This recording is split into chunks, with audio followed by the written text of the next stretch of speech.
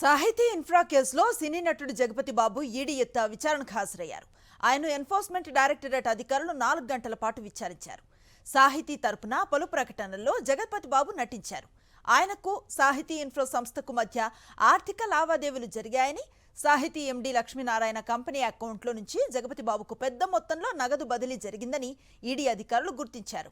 దానిపై విచారించేందుకు ఇవాళ నటుడు జగపతి బాబును ఈడీ ఆఫీస్కు పిలిపించారు ఎంక్వైరీ అధికారులు. ఆ డబ్బుకు సంబంధించిన సమాచారాన్ని ఆయన నుంచి ఈడీ అధికారులు రాబట్టినట్లుగా తెలుస్తోంది.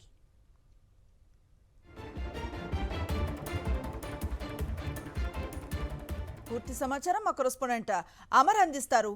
అమర్, అనుశ్రీ, సాహితీ ఇన్ఫ్రా కేసులో ఈడీ విచారణ కొనసాగుతుంది. ఇప్పటికే పలువురిని ఈడీ అధికారులు విచారించే నేపథ్యంలో ఇవాళ సినీ హీరో అయినటువంటి జగపతి బాబు ఇవాళ ఈడీ బషీరాబాద్ కార్యాలయానికి విచారణకు హాజరయ్యారు. ఉదయం 10:30 గంటలకు విచారణకు హాజరు కాగా 4 గంటల పాటు జగపతి బాబును ఈడీ అధికారులు విచారించారు. అయితే సాహితీ ఇన్ఫ్రా కేసుకు సంబంధించి ఈడీ వరుసగా ఇటు దీనికి సంబంధించిన కేసులో ఉన్నటువంటి నిందితులను, ఇటు అందులో బ్యాంక్ ట్రాన్సాక్షన్స్ హెవీగా గుర్తించిన నేపథ్యంలో బ్యాంకు ట్రాన్సాక్షన్స్ ఎవరెవరికి వెళ్ళాయన్న కోణంలో వారందరినీ కూడా వరుసగా విచారించి వస్తుంది. ప్రస్తుతం జగపతి బాబు కూడా అతనికి యాడ్స్ రూపంగా అతను యాడ్స్ సాహితీ తరపున ప్రకటనలు చేశారు కాబట్టి జగపతి బాబుకు ఎంత పెద్ద మొత్తంలో ఉంటాయన్న కోణంలో ఆర్థిక లావాదేవీలకు సంబంధించి ఇప్పటికే కొంత డాటాను సేకరించింది. ఆ డాటాను ముందు నుంచి కూడా జగపతి బాబును ఈడీ అధికారులు ప్రశ్నించినట్లుగా తెలుస్తుంది. అయితే సాహితీ లక్ష్మీనారాయణ కంపెనీకి సంబంధించిన అకౌంట్ లో నుంచి జగపతి బాబుకు నగదు బదిలీ అయిన